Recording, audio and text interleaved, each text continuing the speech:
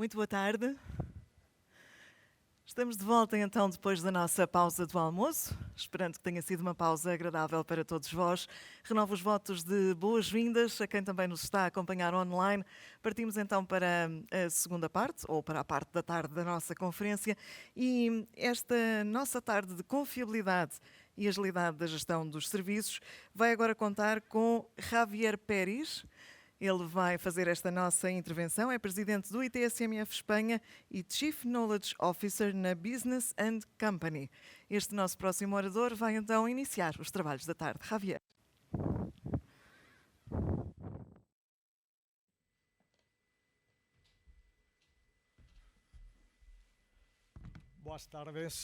Buenas tardes, me vais a disculpar, tendré que hacer la ponencia en español, todavía no he aprendido a hablar portugués, pero bueno, intentaré para próximas ocasiones aprender. Yo vengo a hablaros de cultura ágil, porque estamos sometidos o estamos impactados normalmente a hablar de agilidad. Y en las empresas cada vez se pide más agilidad. En las organizaciones nos están demandando o estamos demandando más agilidad. Pero me gustaría hablar sobre ello porque agilidad hay de dos tipos. Lo que es la agilidad estratégica y lo que es la agilidad táctica. Ambas agilidades, cuando se llevan a cabo en el ambiente de las organizaciones, son las que de verdad conllevan a las organizaciones a que tengan una cultura ágil. Si tenemos únicamente una de estas agilidades, no podremos jamás dotar o hablar de que tenemos esa cultura ágil.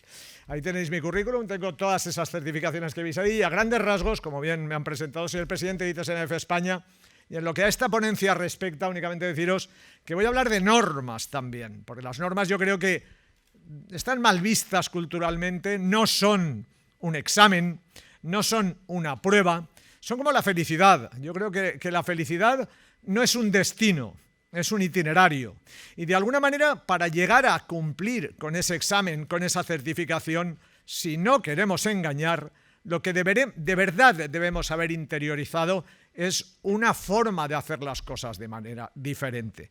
Por tanto, me vais a permitir primero agradecer, por supuesto, al capítulo de ITSMF Portugal la invitación a participar un rato con vosotros, a Luis Acevedo, por supuesto, el presidente, pero a todos y cada uno de los miembros de este maravilloso equipo directivo que tiene ahora las riendas de esta asociación, todos los asociados y, por supuesto, todos los patrocinadores que hacen posible que puedan haber eventos como este, del cual os felicito, porque es un evento donde se está compartiendo muchísima información muy profesional, muchísimas experiencias, y ese es el leitmotiv de ITSMF España y Portugal, el expandir esas experiencias entre todos los profesionales para que de alguna manera tengamos un camino más fácil que recorrer todos en estos tiempos convulsos y cambiantes en los que nos ha tocado vivir. Bien, cuando me dijo Luis, háblanos de gobierno ágil y gestión ágil, le dije, pues hablaremos en aproximadamente 200 pantallas, 200... No, veis que ahí hay un indicador, ahora mismo el 19 son la cantidad de slides que vamos en formato regresivo a ver para que estéis tranquilos y sepáis cuándo vamos aproximándonos hacia el fin de la ponencia, ¿de acuerdo?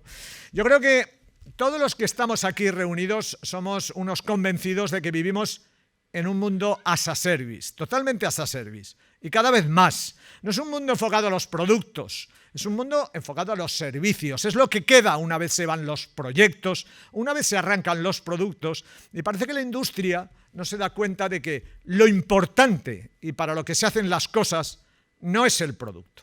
Es el servicio que va a quedar en funcionamiento y es el que van a disfrutar los servicios.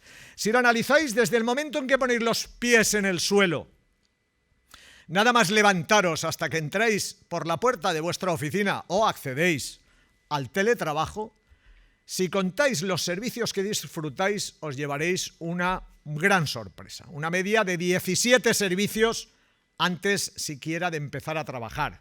Porque estamos viendo las noticias, el clima, consultando el correo electrónico, es decir, un montón de servicios que definen ya un hábito y una costumbre en la sociedad.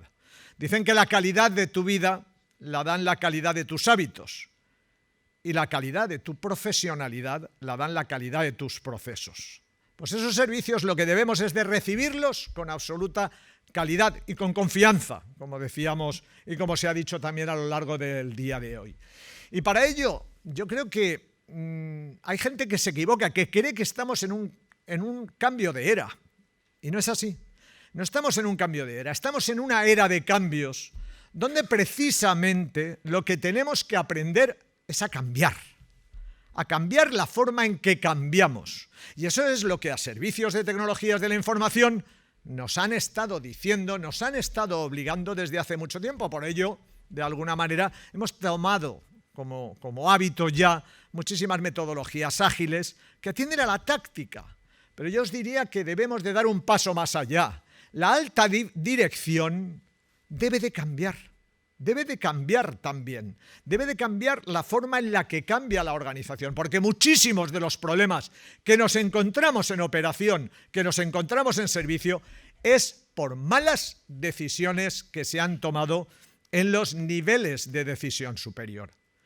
Decía Kotter que planificar el futuro no es pensar en las decisiones futuras. Planificar el futuro es pensar en el futuro de las decisiones presentes. Y eso es lo que tenemos que hacer ver a la alta dirección. Yo, como miembro del comité de UNE Normalización Española, del subcomité de gobierno corporativo, he participado en debates, en iniciativas, donde de verdad inoculamos la conciencia del propósito organizacional. Pero, señores, esto no se puede hacer solo con proyectos. Hay vida más allá del proyecto y por encima del proyecto también. Y espero que en el poco rato que pasemos juntos, pues por lo menos nos quede claro que hay vida más allá del servicio, vida más allá del proyecto, y que lo que no podemos hacer es enseñar agilidad táctica a la alta dirección, porque eso es, como se suele decir, dispararnos en un pie. Estamos acostumbrados normalmente a hablar de la ISO 20000 en estos foros, yo le llamo la ISO 9000 de la era digital. Y es que es así, la ISO 20000 es la que nos permite no comprar y vender, que eso lo hace cualquiera, prestar servicios en vivo 24/7 y con todos los procesos que garantizan el poder prestar esos servicios de calidad. Y luego la 38500. Yo estuve en este mismo capítulo de ITSMF Portugal en el año 2016, algunos lo recordarán, con el año que me dio ISACA Internacional, el premio Harold Weiss por logros sobresalientes en tecnologías de la información, dando una charla precisamente de gobierno de TI. Pero aparte de gobierno y de gestión hay mucho más. Pero hay gente que no se ha dado cuenta que puede haber gestión sin gobierno, pero jamás habrá gobierno sin gestión. Todas esas iniciativas que veo de grandes consultoras, tanto en España como en el resto del mundo, enfocadas a establecer un marco de gobierno donde no hay gestión, realmente es postureo.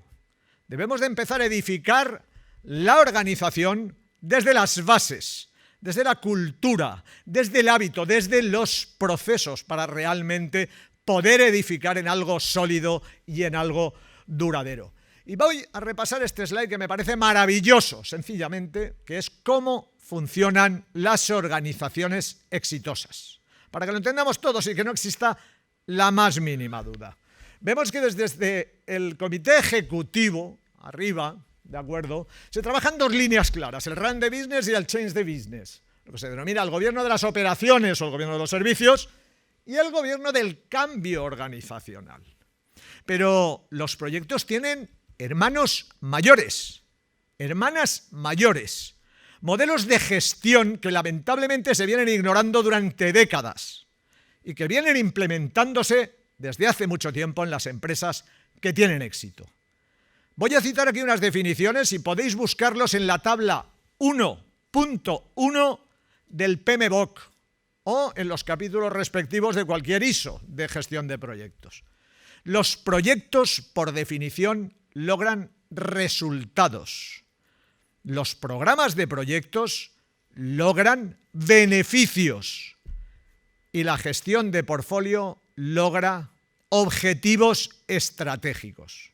Señores, es lamentable, pero realmente lamentable, que veamos profesionales persiguiendo un objetivo estratégico a base de proyectos o con un solo proyecto.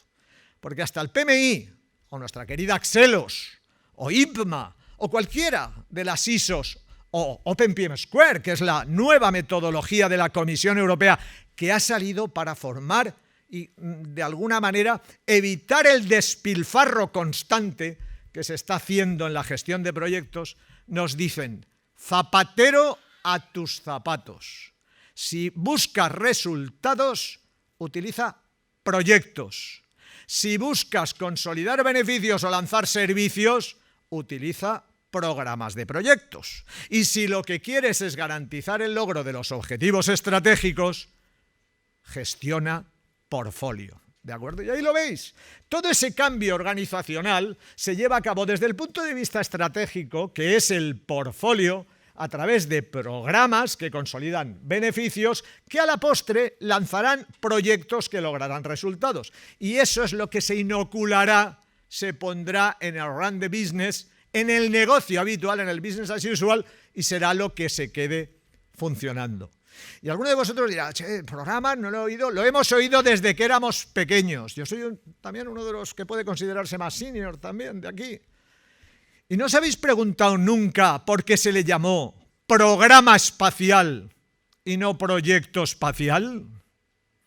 Pues por definición, lo que se pretendía era obtener un beneficio alineado con un objetivo estratégico. El objetivo estratégico fue: hay que poner un hombre en la luna antes de una década y traerlo con vida, que eso normalmente no se dice, pero es lo que complicó realmente todo. Porque si no hubieran dicho esa segunda cosa, lo podríamos haber dejado por allí y haber vuelto y nos hubiera costado la mitad de dinero. Bien, a partir de ahí se lanzó el programa espacial. No, señores, no, el proyecto espacial no. No hubo proyecto espacial. Un proyecto es un resultado, es un casco, es un cohete, es un motor, es un módulo lunar, que por sí no produce beneficios si no está bajo el paraguas de un programa que es quien vigila el día después. Los más aventurados han sacado a los proyectos alguna fase que le llaman fase postproyecto. Por favor, estudie programas, que eso se estudia desde programas. ¿Y por qué os digo esto? Porque lo maravilloso de los programas es que no son lineales. Son como sprints de alto nivel que infunden en la organización agilidad estratégica, que es lo que nos falta. Os puedo decir que yo me veis un poco cabreado porque estas cosas me cabrean, me enfadan. ¿Por qué? Porque veo que está tan claro desde hace tanto tiempo, fijaros, desde la carrera espacial, y lo seguimos sin usar, y así pasan los desperdicios y los despilfarros respecto de los proyectos. Fijaros, y tengo grandes amigos, además soy socio del capítulo del PMI Madrid, y os puedo decir que en el capítulo del Project Management Institute de Madrid hay 1.400 PMPs. Y 5 Program Managers. O sea, Project Managers tenemos 1.400. Gente que nos puede dar resultados, 1.400. Y gente que nos puede dar beneficios, 5. ¿Lo consideráis adecuado? Yo creo que España, igual que Portugal, igual que Europa, lo que necesita son beneficios, no resultados. Y debemos, todos y cada uno de nosotros, tomar buena nota. Y eso no lo digo yo. Tenéis la norma ISO 21504 de gestión del portfolio. Sí, no de proyectos, no de programas, de portfolio. Una norma donde se te dice qué es lo que debería hacer. ¿Quién? La alta dirección. Lo que pasa es que la alta dirección en estas latitudes mediterráneas, y hablo por España, que no conozco más, a quien más goles mete lo hacemos entrenador. Bravo. Muy bien. A lo mejor el que tiene que ser entrenador no es el que más goles mete. El que más goles mete donde tiene que estar es metiendo goles, ¿no os parece? Pero esa persona que sabe gestionar es la que debemos de empoderar, el que tiene habilidades comunicativas, el que se lleva bien con la documentación para no causar los problemas que causa siempre la precipitación o la precipitación, que es peor, es un término muy español. ¿De acuerdo? Ahí tenéis el ciclo de vida de la gestión del portfolio. Maravilloso, el símbolo del infinito. ¿Sabéis lo que es el símbolo del infinito? Hay gente que lo ve y dice un 8 tumbado. Digo, no, no es un 8 durmiendo. Es un reloj de arena. ¿Qué pasa cuando se tumba un reloj de arena? Que no pasa el tiempo, es infinito. Porque la gestión de portfolio es lo único permanente en una organización. Los proyectos tienen una fecha de inicio y de fin conocida. Y se acaban. El portfolio nunca se acaba. Y os lo digo porque he dirigido compañías grandes globales en donde el portfolio en un momento dado ha dicho: quietos, que vamos a ser absorbidos, que paren los proyectos, que paren los programas y ya veremos lo que hacemos. En ese momento los proyectos y los programas finalizan, pero sigue vivo el portfolio con esa decisión de todo el mundo quieto. Ahí, como veis, habla de priorizar, claro. Cuando la dirección no sabe, cuando la dirección es ignorante, deja que se prioricen los niveles más tácticos, dándoles decisiones por encima de su nivel de responsabilidad. Y de ahí vienen los psiquiatras, vienen los tranquilizantes, los ansiolíticos, las bajas por depresión. Claro, a cada nivel de autoridad le tienes que dar su nivel de responsabilidad. Yo no conozco ningún general que le diga a un soldado: oye, usted gane la guerra. ¿A que no? Ya no, eso lo hacen los generales. A mí me dirá: tome este puente, libéreme aquella casa, controle esa colina. Tácticas, resultados. Los proyectos son resultados. ¿Qué es la transformación digital? ¿Un proyecto o un programa? ¿Qué pretende la transformación digital? ¿Un resultado o un beneficio? En España estamos regando España, estamos inundando España de ciudades idiotas en vez de ciudades inteligentes. Porque todas están gestionándose como proyectos y estamos dándole a un ayuntamiento 70.000 sensores y estamos saliendo corriendo. Y el pobre informático no sabe qué hacer con 70.000 sensores. Muy bien. ISO 21503, gestión de programas de proyectos. Claro, los programas, una de las características maravillosas de un programa es que gestiona la ambigüedad. Si es ambiguo, es un programa. Un proyecto requiere de un plan. ¿Y sabéis lo que significa un plan? Un plan no es un montón de papel cogido con una grapa o encuadernado, no. Un plan es un documento que garantiza el logro de los objetivos. Si no garantiza el logro de los objetivos, no es un plan. Os puedo decir que la mayoría de autopsias que hago a proyectos, cuando le pregunto al project manager y le digo: ¿tú con este plan creías que íbamos a lograr? Y dice: ni de coña. Pues no es un plan. ¿Pero por qué sucede eso? Porque no hay nadie que gestione el portfolio y porque no hay nadie que gestione programas. Y la ambigüedad se la hemos dado al pobre project manager, que me dice: gestiono 25 proyectos. Mentira, tienes 3 proyectos y 22 zombies. Que coger cualquiera de esos 22 proyectos, tienes que hacer un proyecto para coger aquel proyecto, porque lo tienes tan muerto que no sabes ni por dónde empezar. Esa es la realidad. Le estamos dando decisiones y sobre todo proyectos ambiguos, y un proyecto no es ambiguo. En un estado donde la organización tiene cultura ágil, todo viene priorizado. La ambigüedad y los beneficios caen en manos de los mandos intermedios y la alta dirección. Y lo que se le da a los project managers es táctica pura, que saben cuando empiecen, cuándo la van a acabar. Este es el ciclo de vida de un programa. ¿Es circular? Sí, a que parece un screw. Olvidaros de las capas de arriba, que eso no viene a cuento. El centro, no perdáis el foco. El centro son sprints a nivel mandos intermedios, donde se toman decisiones. Yo recuerdo un requisito de un CEO que me dijo: Javier, tenemos que liderar el coche conectado en España. Imaginaros, es una gran compañía, una muy gran compañía. Y yo le pregunté: ¿y qué es el coche conectado? Y me dijo: yo qué sé, averiguarlo. Eso jamás puede ser un proyecto. Eso es, por definición, un programa de proyectos. Y como tal se puede planificar hasta el nivel que se puede planificar. Pero olvidaros del Gantt. El Gantt es microgestión. Y en los tiempos que vivimos y en tecnologías de la información, el Gantt es una absoluta pérdida de tiempo.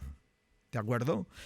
Esto nos permite repriorizar, pero desde arriba, y lanzar aquellos proyectos, pero no solo eso, que darnos el tiempo necesario para saber que han funcionado y que no han dado más problemas de los que pretendían resolver, cosa que los proyectos por sí mismos no pueden hacer, porque el proyecto entrega el resultado y me la aspiro vampiro. Y no lo digo yo, lo dice la norma 21.500, la 21.503 que hemos visto antes. Pero ahora si bajamos al nivel de Project Management, también tenemos otra norma donde nos dice, sé concreto, sé smart, ves al grano, solo inicies aquello que puedes acabar. Y si no se puede acabar, manda a formar a tu jefe, que no tiene ni idea. Porque eso es un programa, no es un proyecto, creedme. Bien, ahí tenéis el ciclo de vida típico de un proyecto, que no es más que algo lineal, que empezamos, es decir, primero en la fase de inicio vemos si tiene sentido. En la fase de planificación, si tiene sentido, pues ya pasamos a planificarlo, donde tenemos que llevar a cabo recursos y tareas importantes, y solo pasamos a la ejecución si sabemos que lo vamos a cumplir. ¿Pero cuántos project managers saben a ciencia cierta que lo que han planificado van a cumplir? Muy pocos, porque en realidad, y os lo digo en mi experiencia, que llevo muchísimos proyectos, llevo más de 25 años trabajando en esto, lo que le estamos dando es a los equipos programas indefinidos con el ánimo de que los planifiquen y que los lleven a cabo con toda la suerte del mundo, porque no sabemos cómo se lleva a cabo el cambio organizacional. Y de esos polvos, estos lodos.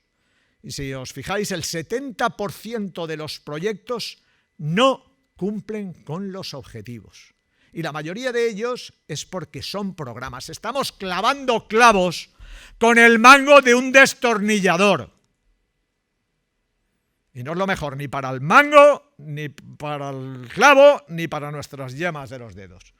Bien, y si a todo esto lo hacemos bien y tenemos a la alta dirección formada y sabe el portfolio, os puedo anticipar que estoy llevando una estrategia de ciudad en Valencia, estoy colaborando con un organismo, con una de las principales ciudades, donde estamos trasladando esa estrategia de ciudad a portfolio, a programas y a proyectos. Porque, señores, no se equivoquen, esto es lo que decía Franklin Covey hace muchísimo tiempo con las 4 Ds de la estrategia. Esto es ejecución de la estrategia, que es lo que falla en las organizaciones. Yo estoy seguro que en las organizaciones de Portugal también pasará.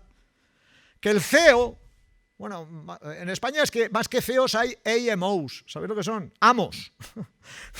Más que CEOs son amos. Y cuando dicen 30 grados a babor, pues uno de repente pregunta, ¿qué es babor? Y el otro pregunta, ¿dónde está el timón? En fin, esas cosas, ¿no? O sea, al final, la alta dirección sabe lo que quiere, pero no lo transmite, porque normalmente, y eso lo sé de muy buena tinta, el middle management está frozen, está que no sabe por dónde tirar. ¿Por qué? Porque era muy bueno en lo suyo, lo han ascendido, pero no tiene absolutamente ninguna idea de gestión. No conoce las metodologías que le pueden ayudar a gestionar. ¿A gestionar qué? Un servicio en vivo que requiere cambios, y requiere cambios ambiguos, y requiere valentía, y requiere apuestas a corto, medio y largo plazo. Y eso no, señores, eso no se da a base de resultados, no se da a base de proyectos. Pues esta norma, la 21.505, que ahora mismo está en revisión, porque ha cumplido el plazo de vigencia de 5 años, habla del gobierno de todo. Pero es que se nos llena la boca a veces hablando de gobierno. El Plan do Check Act es de gestión, una norma de gobierno no es PDCA, es EDM, Evaluate, Direct and Monitor. Y hay que entender que es como la química del carbono y la química del silicio, no tiene nada que ver. ¿De acuerdo? Y no podemos tenemos que saber dónde estamos. Yo en un artículo de la revista hace poco dije, ¿por qué le llamáis gobierno si de lo que habláis es gestión? La mayoría de las veces lo que hace falta de verdad es una adecuada gestión. Menos mal que estamos nosotros en ITSMF, vosotros, por lo menos llevando a un nivel aceptable de gestión las organizaciones, aunque luego se demuestre que realmente lo que falla es desgobierno. Si no han priorizado adecuadamente, si nos toca priorizar a nosotros, es porque alguien no ha hecho los deberes. Y nosotros estamos pagando el pato constantemente. Si no nos dotan de recursos, es porque no se han hecho los deberes adecuadamente en el nivel de responsabilidad. Bastante hacemos nosotros como para seguir. Y por supuesto la ISO 37000 también estamos llegando. ¿Para qué? Para demostrar a alta dirección de que hay otro camino, otra vía. Hay otras formas de comprometerlas con el propósito. Que no sea solo la misión, visión y esos carteles de Mr. Wonderful que ponen de vez en cuando en toda la documentación de la organización, pero no se cumplen, ¿de acuerdo? Lo que hay que hacer es realmente atacar en la cultura, y cualquier cambio cultural en una organización, cualquier estrategia, cualquier iniciativa relacionada con la cultura pretende un beneficio y, por definición, nunca será un proyecto, siempre será un programa. Tener claro que soy un enamorado de la ISO 20000, de la ISO 38500, de ITIL, de FITESEM, de IT4IT, de todos los marcos. De hecho, en Valencia, antes estaba un poquito más gordo y me llamaban el Obélix de las certificaciones, porque era como si me hubiera caído en las marmitas y las tenía todas. Aquella que veo, digo, sujétame el cubata, que esta también la quiero, ¿de acuerdo? Me encanta el mundo de las certificaciones, pero tenéis que entender que no es pastilla roja, pastilla azul. Manejar, dirigir una organización es conocer mucho más. Es saber cómo se vinculan los proyectos con los servicios, con los programas, con el portfolio, con el gobierno corporativo. Y eso es lo que nos hará a los departamentos de IT, que tenemos todas las puertas de la organización a nuestra disposición, ser el mayor productor de valor en la organización. Eso lo llegaré a demostrar yo. ¿Vosotros os imagináis al departamento de ventas de una organización metiendo el hocico en el departamento de producción? Los echan de allí. Y a los de producción yendo a financiero a preguntar algo, los echan de allí. Pero tecnología estamos en todos los departamentos. ¿Cómo no estamos aprovechando esa magnífica oportunidad que nos da la era digital para formarnos alrededor de todo lo que hace falta para dirigir una compañía y ser el mayor aliado del CEO? Yo os pregunto, ¿el departamento de ventas sabe lo que lleva vendido este mes? Sí. Si os pregunto, ¿el departamento financiero sabe las cuentas que hay en el banco y cuándo le van a llevar los cargos y cuándo le van a llevar? También. ¿El departamento de producción sabe cuánta materia prima ha gastado y cuánta le queda? También. Yo os pregunto a vosotros, ¿cuánto dinero habéis gastado en proyectos? ¿Cuánto habéis destinado a un determinado servicio? Y no tenemos ni idea en la mayoría de las ocasiones. ¿Por qué? Me gustaría saber. Porque somos muy buenos en táctica, somos muy buenos en ejecución, un poco mejores en gestión y todavía no hemos interiorizado gobierno. No será fácil, no será gratis, os lo aseguro. Pero el reto está ahí, tenemos que estar a la altura de las circunstancias, de la época maravillosa que nos ha tocado vivir y convertir nuestros departamentos en un reloj suizo al servicio del valor de la organización.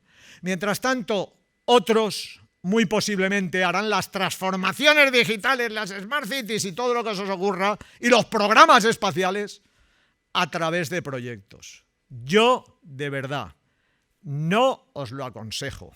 Cuando las organizaciones adquieren, ya están aplicando Scrum, Agile, OKR, Design Thinking, Innovation Management, me da igual el marco teórico o el marco táctico que quieran para agilidad, cuando realmente son capaces de ver cómo portfolio, programas y proyectos les permite capotear temporales, repriorizar, dirigir a nivel estratégico con agilidad su organización, se suma esa agilidad estratégica con esa agilidad táctica, dándole a la organización esa cultura ágil, que no solo la va a hacer ágil, la va a hacer ágil, dinámica y elástica.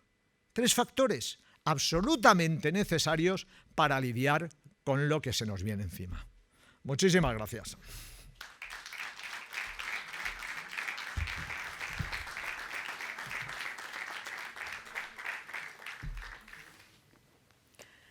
Muito obrigada, Javier Pérez, por esta intervenção também tão bem humorada, que é sempre bem-vinda depois da pausa do almoço. Se houver algumas questões, algumas perguntas para colocar ao Javier, esta é a altura para o fazerem. Tantas no. Muy bien, estaré por aquí. Muchísimas gracias. Claro que sim. E ainda temos... E ainda temos também, claro, o nosso Coffee Break da tarde para mais uma oportunidade de contacto. Avançamos então para a próxima intervenção, que é de Francisco Cismeiro, Head of Compliance da Incente, sobre a experiência de implementação e serviços da ISO 20000-1. Francisco Cismeiro nasceu em Leiria, frequentou o curso de farmácia, mas depois licenciou-se em Direito. Frequenta a pós-graduação em Direito das Sociedades Comerciais na UCP. Abraçou desafios nas áreas do associativismo empresarial, da gestão hospitalar, na gestão de formação, realização radiofónica também, apoio à gestão e administração de empresas e compliance, tendo passado pelos Açores, Angola, Moçambique, Kuwait e Portugal continental. Acredita no ser humano, no diálogo, no trabalho em equipa, na excelência e no poder da curiosidade, que é afinal também um grande motor para tudo isto que temos vindo a falar ao longo da nossa tarde de hoje. Atualmente Head of Compliance, então, do Grupo Incentea e responsável pelo sistema de gestão e pela área jurídica Corporate. Vamos então, Francisco Cismeiro, à sua intervenção. Boa tarde.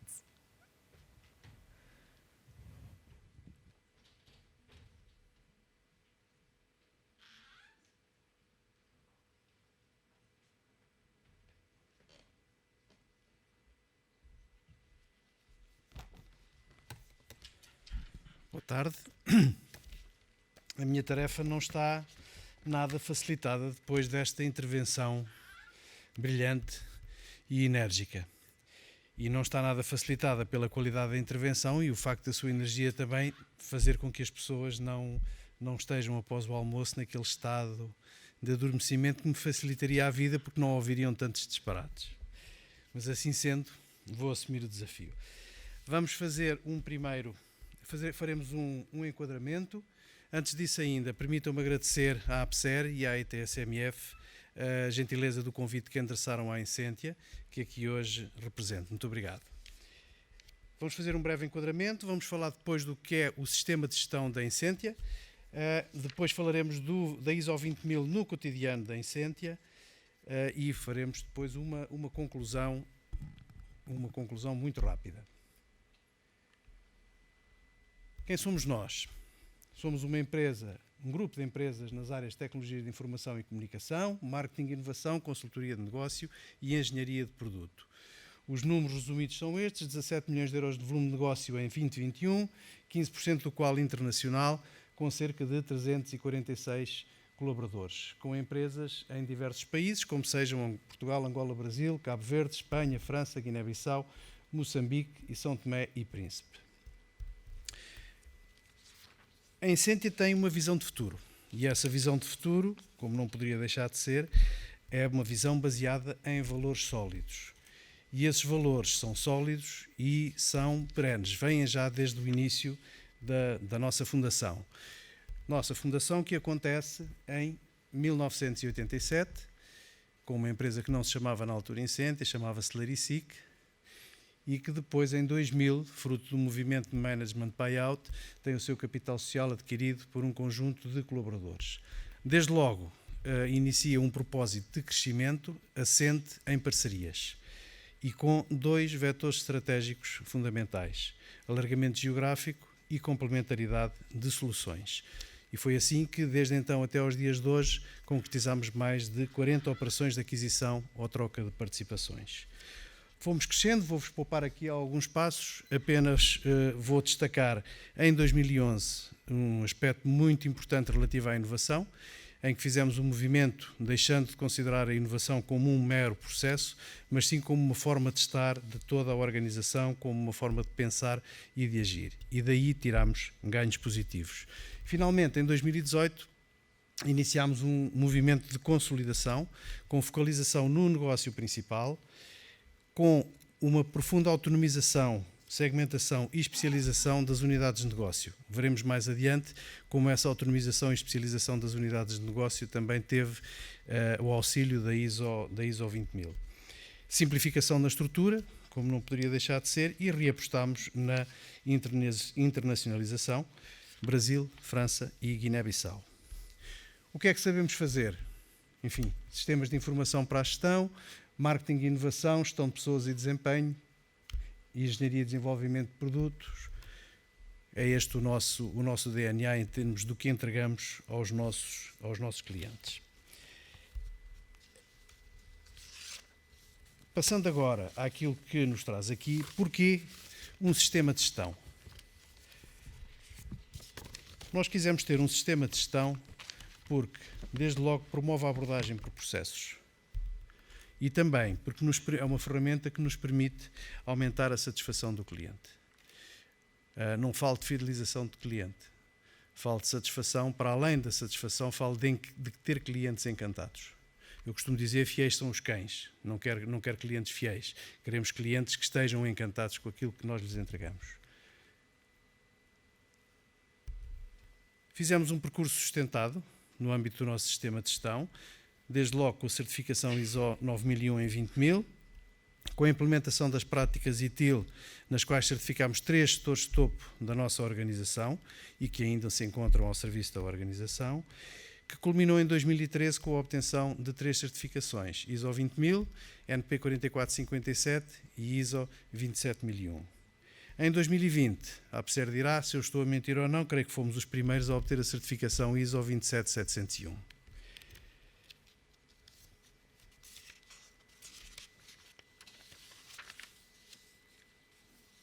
Porquê o sistema de gestão abordamos e porquê agora um sistema de gestão integrado que resulta da nossa certificação nestas 5 normas?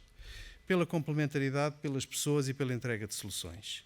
Pela complementaridade porque estas 5 normas são mais do que a mera soma das partes.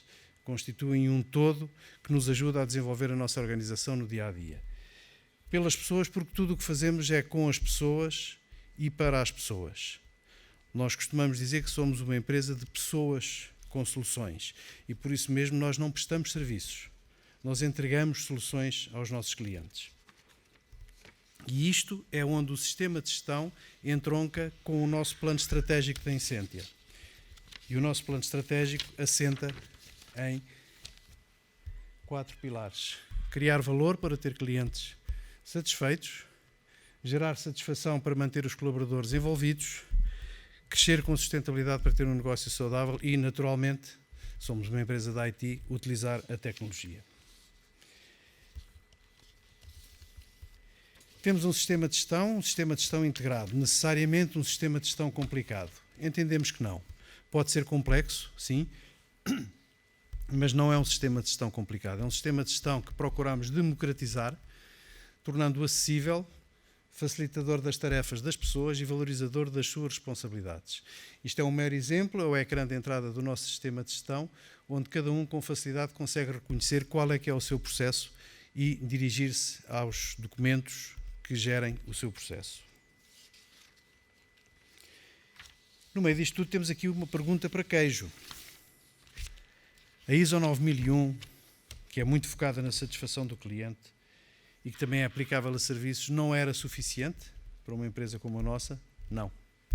Não era suficiente porque há orientações particulares relativas à gestão dos serviços e há requisitos específicos que sustentam toda a mecânica dos serviços e as soluções entregues e o respectivo suporte. E por isso a opção pela ISO 20000, que eu costumo chamar a norma do negócio. Qual é que é o âmbito em que enquadramos a ISO 20000? Serviços de Service Desk nas áreas de aplicação de gestão, sistemas e comunicações. Outra das grandes virtualidades da ISO 20000 é que nos permite utilizar as suas boas práticas por toda a organização e por empresas do nosso grupo que não estão certificadas em ISO 20000. Os exemplos que conseguimos ter dentro da Incentia Tecnologia de Gestão, que é a empresa que está certificada em ISO 20000, conseguimos transportar em termos de boas práticas para outras empresas e, quiçá, num futuro, poder prepará-las para uma certificação autónoma. Eu tenho vindo aqui a percorrer um caminho e o caminho vem dar aqui. Estão aqui 4 dos processos que mais destacamos na ISO 20000, sem demérito para nenhum outro. Relação com o negócio, relatórios de serviço, níveis de serviço, incidentes e pedidos de serviço.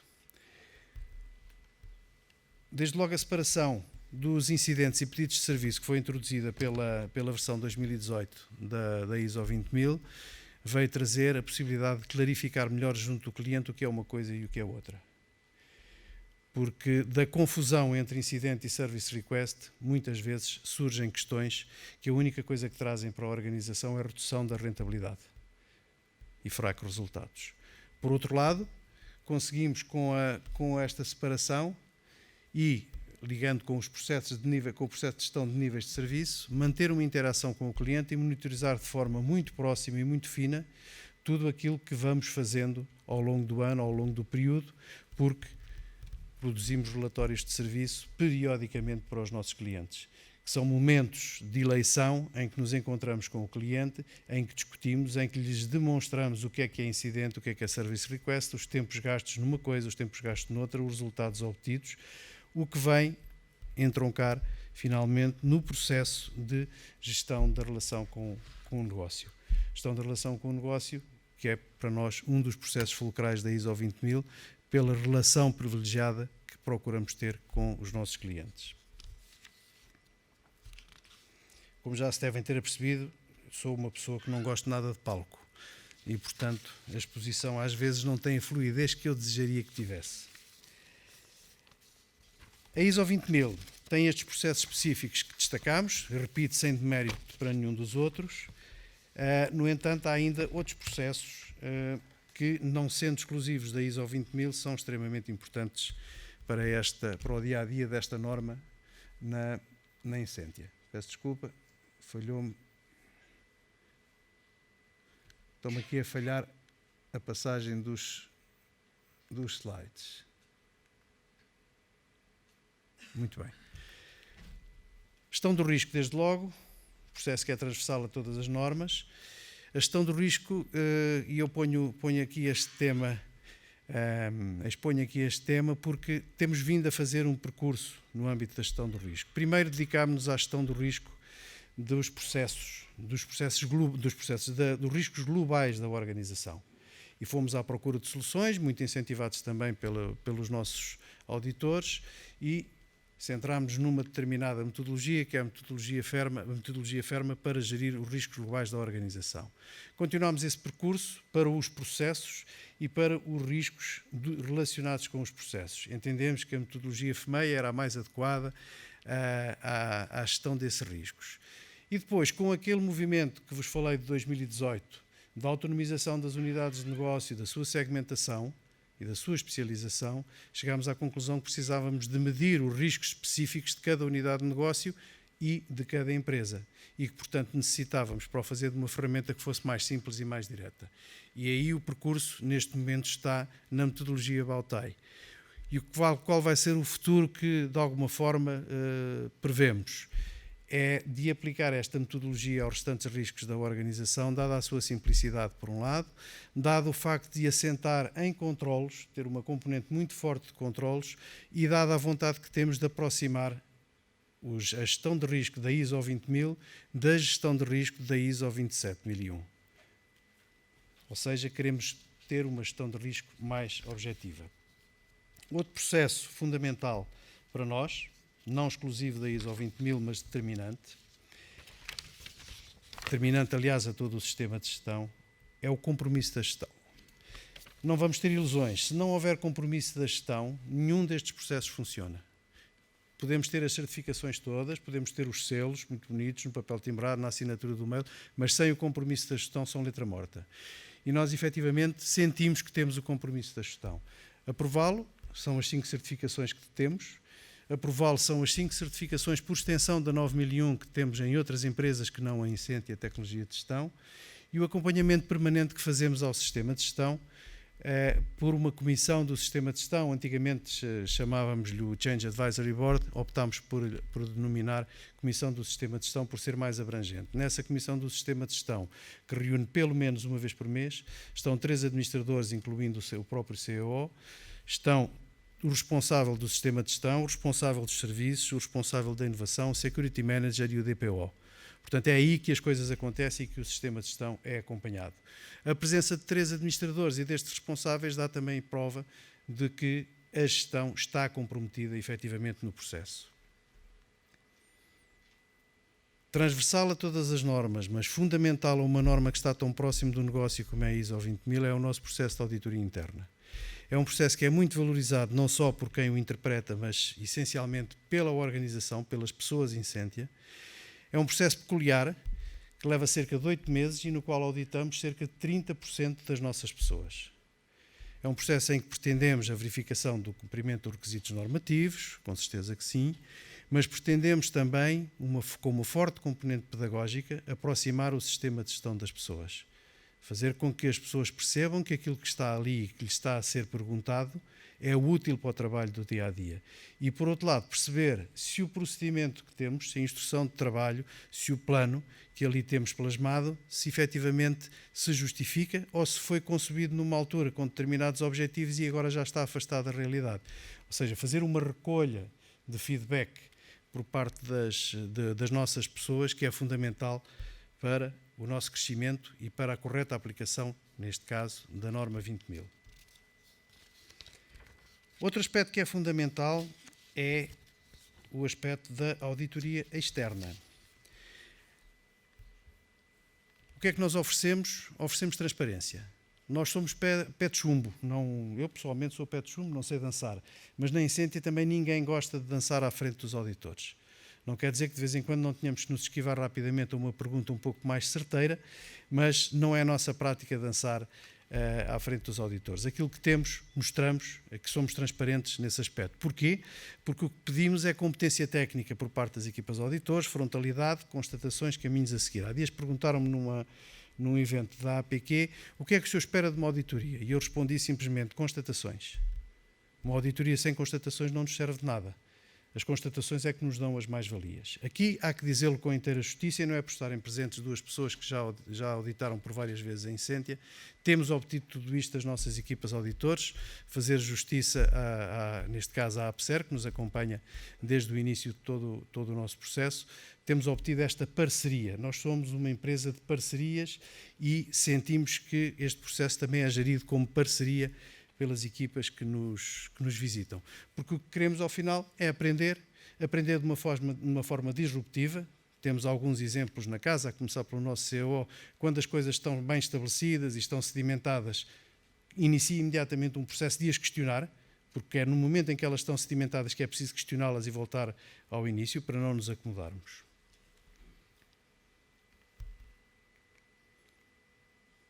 Peço desculpa. O futuro. A ISO 20000, nesta nova versão de 2018, responde a vários desafios. A nosso entender, responde a 2 desafios que são para nós de subeja importância. Primeiro, a crescente desmaterialização do suporte. E todos sabemos que com a desmaterialização do suporte vem uma necessidade acrescida de percepção do serviço por parte do cliente e de confiança do cliente nesse mesmo serviço. E também endereça os problemas do Service Desk, de forma a podermos ter um Service Desk mais robusto, mais eficaz, a entender bem os requisitos, mas não só os requisitos, mais do que isso, as necessidades. Portanto, não temos aqui grandes dúvidas, como nunca tivemos, que a ISO 20000 é uma norma que está muito próxima do negócio. Eu costumo dizer que é a norma do negócio. A ISO 9001 é o nosso chapéu de chuva, sem dúvida nenhuma, mas a norma que está próxima do negócio, a norma que determina a forma como nós servimos e entregamos soluções aos nossos clientes, é de facto a ISO 20000. E por isso vai, com certeza, no futuro, continuar a ser um pilar fundamental no crescimento da Incentia, um pilar que vai ser o daquilo que nós pretendemos que seja uma Incentia à prova de futuro. Obviamente que fazemos tudo isto fazendo e aprendemos fazendo. Às vezes é preciso voltar às origens, voltar aos clássicos, para perceber realmente como devemos caminhar. E é fazendo o caminho que o caminho se faz. Muito obrigado.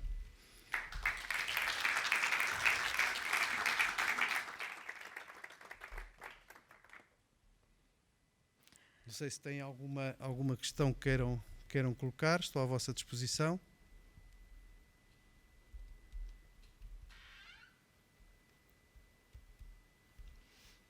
Francisco, muito obrigada pela sua apresentação e por aquilo que Obrigado. ficámos a conhecer da Incentia, agora sim com a pronúncia correta. Muito obrigada.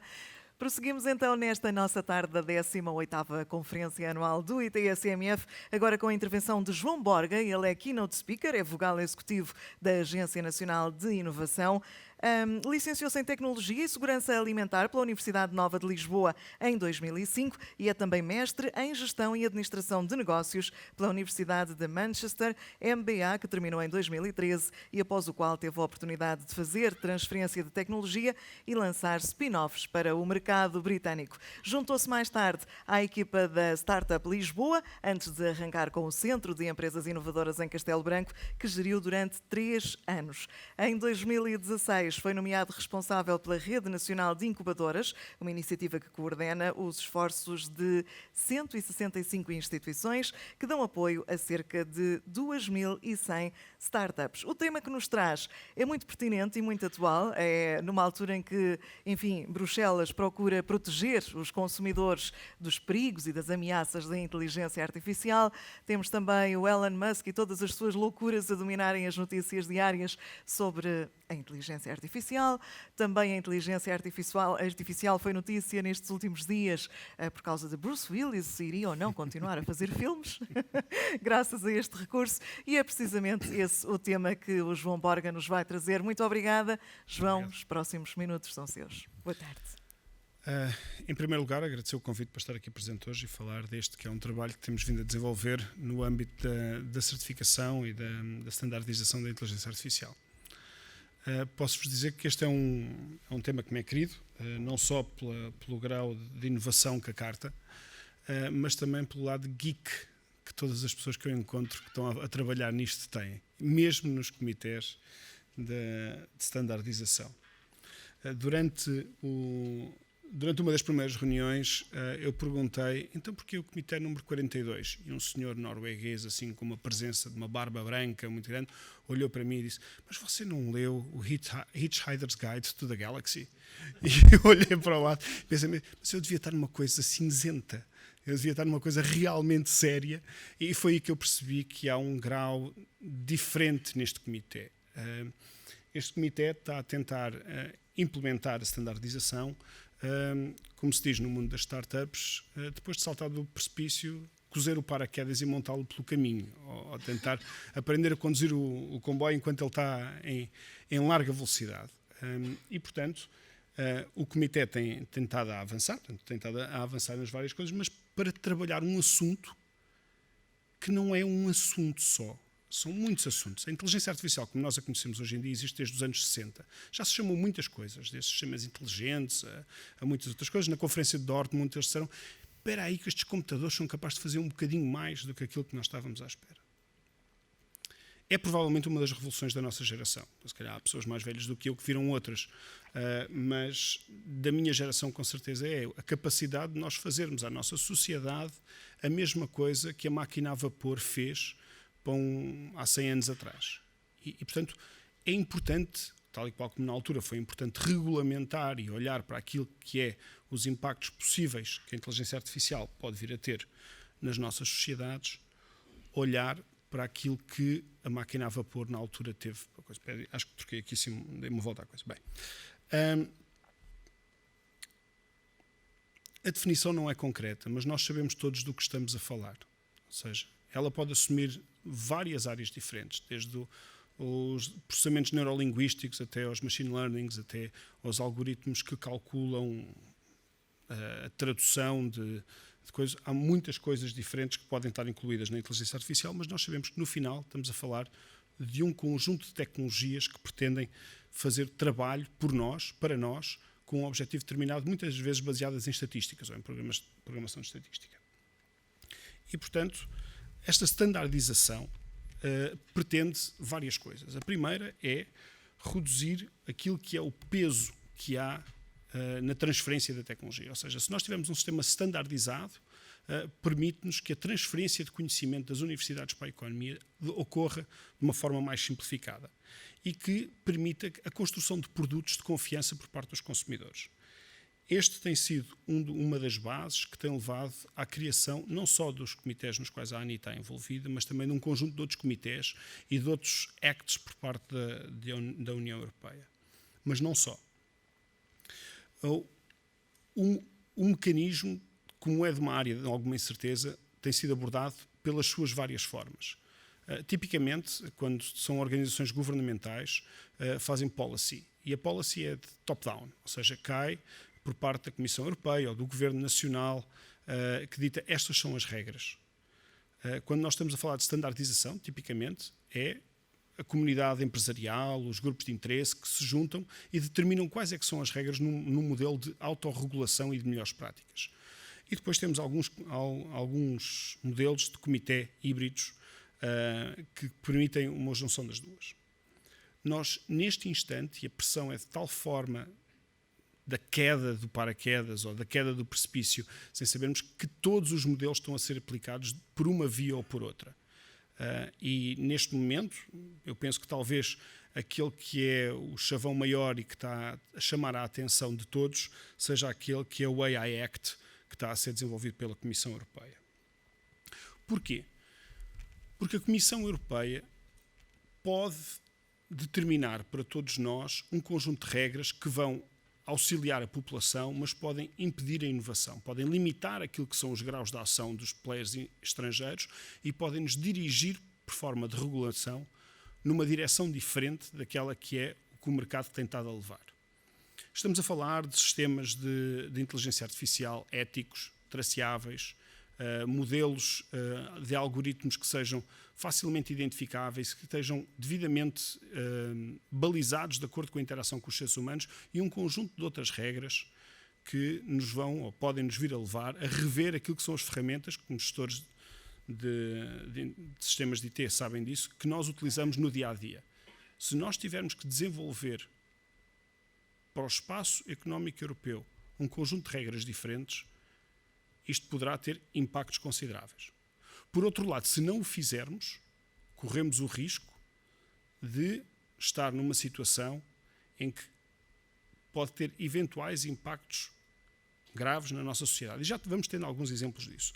Portanto, neste momento, a Comissão Europeia está a desenvolver sistemas que permitam que haja uma unificação naquilo que são os princípios éticos e morais da aplicação do AI, enquanto outros players estão a desenvolver com base naquilo que são as intenções do mercado. Agora diga-se, isto é um wavier, dizer que, cuidado, porque tudo aquilo que está a ser desenvolvido em par com a tecnologia. Embora a tecnologia esteja há 60 anos, ela está neste momento numa fase muito acelerada de evolução, devido à capacidade que os sistemas computacionais adquiriram, devido a próprios breakthroughs, a próprios desenvolvimentos que aconteceram nos modelos e na aplicação dos modelos na nossa economia. E, portanto, os diversos players estão a trabalhar à volta desta standardização, estão a trabalhá-la, muitas das vezes, com verificações e validações ao longo do tempo que não são normais noutras standardizações mais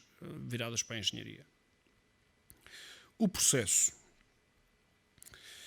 Eu penso que o processo não é muito diferente dos processos das restantes ISOs. Eu tive a feliz oportunidade de participar numa reunião de processo quando pensei que ia estar numa reunião de conteúdo e apercebi-me que o processo é um bom processo. É estável, concreto, toda a gente sabe exatamente o espaço que tem que dar e é um processo que aparentemente foi aplicado com muito sucesso em versões anteriores. Portanto, eu tenho uma confiança muito grande que vai andar na direção certa. No entanto, este processo requer que o envolvimento de muitas entidades que trabalham à volta destas coisas com a insegurança daquilo que está a ser desenvolvido neste momento. E, portanto, nós vamos vendo a ISO a trabalhar nisto, vamos vendo o IEC e o ITU a trabalharem à volta disto. Estes grupos, que recolhem a maior parte dos membros das organizações internacionais, estão, na verdade, a trabalhar para daqui a 3, 4, 5 anos termos uma ISO no terreno. Os estándares de desenvolvimento dentro da Europa estão a ser desenvolvidos pelo CEN, pelo CENELEC e pelo ETSI. Eles têm vindo a trabalhar também em par com a ISO e com os grupos de trabalho da standardização par a par. Uma das coisas interessantes é que a Comissão Europeia está a desenvolver o AI Act, por um lado, tem uma estreita ligação com os grupos de standardização ligados à ISO. E isto permite que, se por um lado temos um processo top-down, por outro lado temos estado a desenvolver um processo bottom-up para que elas não fiquem desfasadas uma das outras naqueles que são os seus objetivos. Adicionalmente, uma das coisas que tem vindo a acontecer nos países é os comitês de espelho. Ou seja, muitas das vezes os países não têm capacidade, todos os países não têm capacidade de abordar todos os temas. E têm desenvolvido comitês de espelho que têm estado a trabalhar nos diversos temas. Estes grupos de trabalho a nível nacional têm vindo a desenvolver propostas e têm vindo a monitorizar aquilo que está a ser desenvolvido e têm envolvido também a parte científica e a parte dos investigadores para trabalhar e darem contributos. Esta é uma área que requer um nível de especialização muito elevado para aquilo que se tem estado a trabalhar a nível da standardização. E, portanto, a colaboração de todos, dos atores interessados na aplicação no mercado, mas também dos investigadores e das startups e das tecnológicas, é muito, muito relevante. Porque senão corremos o risco de, no outro lado, sair uma coisa que não é do nosso interesse em termos de normalização. Mas, dito isto, temos que entender uma coisa, que é, no final, aquilo que vai sair não vai ser um documento técnico de como é que se constrói um algoritmo de inteligência artificial, mas sim um documento que baliza aquilo que são os princípios éticos e morais que nós procuramos que a inteligência artificial tenha na nossa sociedade. É isto que se pretende. E mesmo o AI Act trabalha à volta disto. Portanto, quem está à espera de encontrar no final um manual de instruções de como construir um modelo de inteligência artificial, não é provavelmente aquilo que vai encontrar. Diga-se de passagem, está a ser construído. Mas se estiver à procura de balizamento de como fazê-lo de uma forma segura para a sua organização e para a sociedade, muito provavelmente vai encontrar um bom documento de guidance. Eu penso que já referi que temos um processo bottom-up, em que neste momento em Portugal e no nosso grupo de trabalho temos pessoas que representam a indústria, pessoas que representam as startups, pessoas que representam outros organismos do Estado para além da Agência Nacional de Inovação e que dão contributos no sentido de garantir que não nos desviamos daquilo que são os seus interesses. Temos também uma política central à volta disto. Foi publicada há uns anos atrás e que era a política de inteligência artificial 2030 e na qual já se fazia algumas referências àquilo que deveria ser um conjunto de princípios que balizam a standardização da inteligência artificial. Esta estratégia foi apresentada em 2019 e tem vindo a ser implementada pela estrutura de missão a Recuperar Portugal e na sua consistência falava da criação de um comitê ético no apoio ao desenvolvimento legal e regulatório e no apoio às empresas e reguladores para encontrar os frameworks legais. É debaixo deste chapéu que a Agência Nacional de Inovação tem vindo a trabalhar em colaboração para ajudar a que isto se torne realidade. Os investigadores, os negócios e todos os atores que estejam interessados podem se juntar a este processo, podem colaborar neste processo. O Instituto Português da Qualidade, que é o organismo regulador para esta área, deu à Agência Nacional de Inovação, ou passou à Agência Nacional de Inovação, a responsabilidade de nos representar nisto e nós temos trabalhado afincadamente para garantir que essa representação acontece de uma forma normal. Porquê é que isto é importante em termos das startups e porquê é que isto é importante em termos dos negócios emergentes? Porque quem começar a balizar-se por estes princípios, já, mesmo que estando muitas das coisas em draft, corre menor risco daqui a 2, 3 anos de uma possível disrupção dos seus modelos, uma possível disrupção dos seus negócios por via regulamentar vinda do parte da Comissão Europeia ou da normalização. Isto que tinha para vos trazer. Muito obrigado.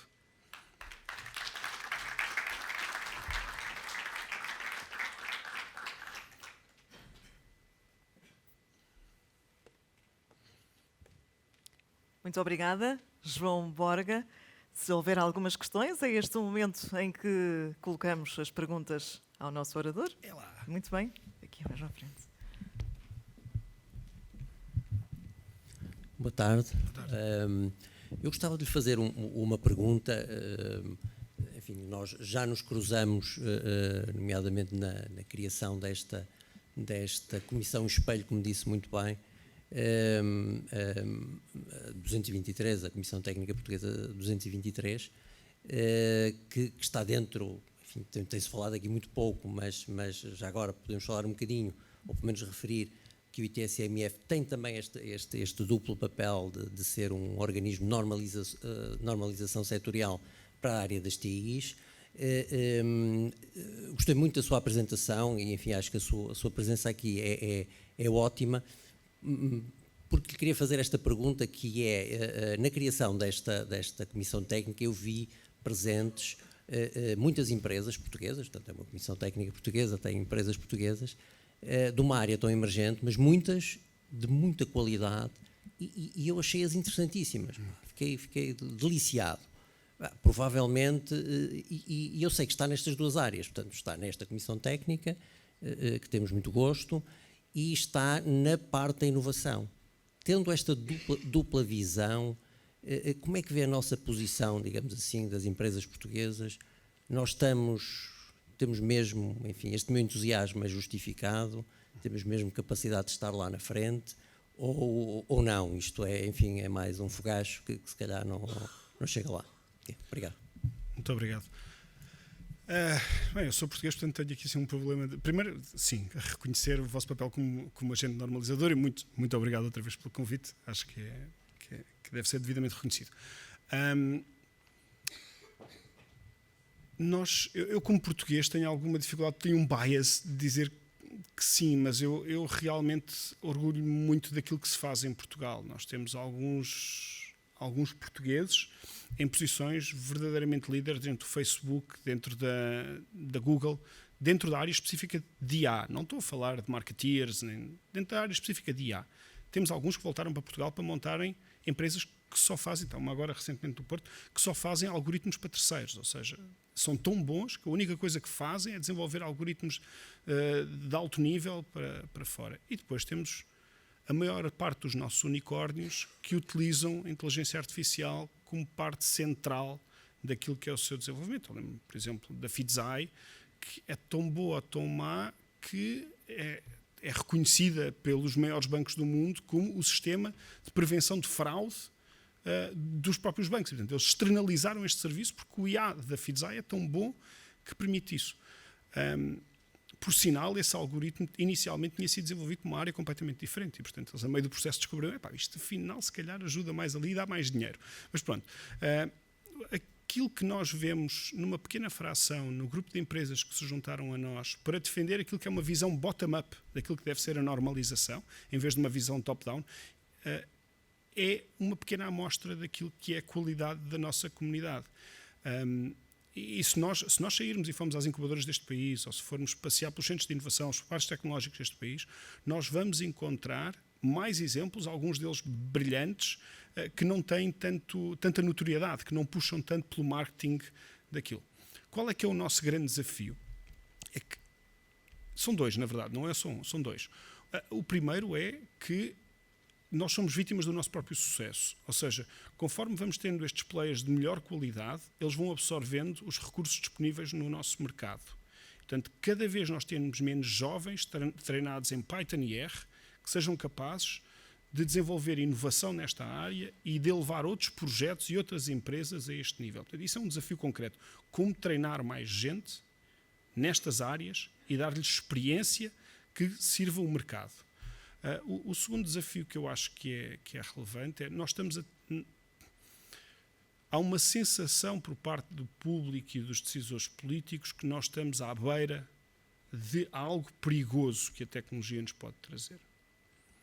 E como é que nós utilizamos a standardização e a normalização para garantir que este receio desaparece, mas simultaneamente não a tornamos um fator inibidor do desenvolvimento desta inovação que tanto gostamos em Portugal e noutros países da Europa, que limite o nosso progresso a nível de serviço e de produtos para o mercado. E, portanto, acho que estamos muito bem representados, acho que temos empresas de muita qualidade. Agora temos de terem atenção àquilo que vem à frente, porque pode mudar se nós não tivermos uma participação ativa naquilo que são as normalizações que se vão construindo. Obrigado. Boa tarde, João. Boa tarde. O meu nome é Pedro Castro Henriques e sou CEO da Strong Step. Nós estamos a lançar um consórcio que envolve 6 países e players da parte universitária, de pesquisa e também da parte empresarial, num budget de 4 milhões de euros, e queremos aqui 1 ou 2 conselhos que nos dê do que é que poderiam ser os próximos passos, aqui, tendo em conta a sua apresentação, que nos recomendaria na parte da inteligência artificial, que Certo. é um projeto na área da inteligência Primeiro, artificial. parabéns, Pedro. A parte mais difícil, agora falta fazer o projeto, mas a parte mais difícil, que é passar até esse ponto, está. Muitos parabéns. É assim, eu recomendo juntarem-se, aproximarem-se da Comissão, sermos ouvidos, terem um papel ativo naquilo que são as discussões, é importante.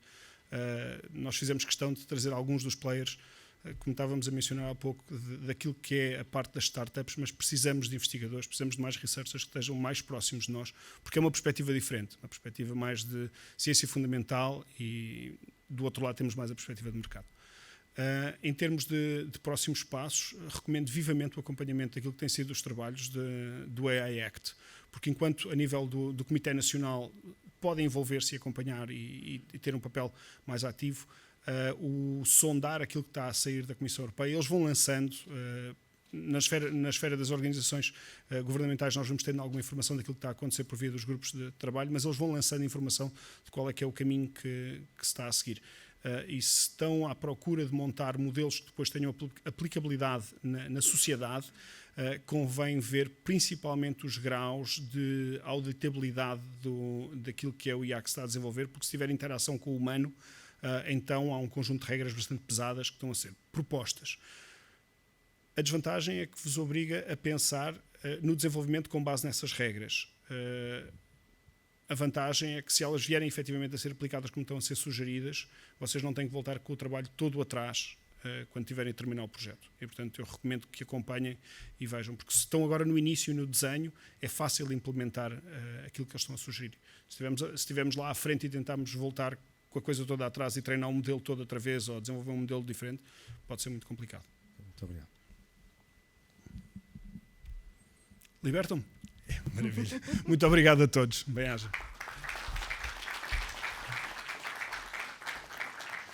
Muito obrigada também, João Borga, e assim estamos mesmo a chegar a um dos momentos mais aguardados do nosso dia de hoje, que é o momento do Coffee Break da tarde, onde com champanhe celebraremos então os 19 anos do ITSMF Portugal. Para quem nos acompanha online, voltamos então dentro de sensivelmente meia hora para a reta final dos nossos trabalhos de hoje, a 18ª Conferência Anual do ITSMF. Obrigada a todos, até já.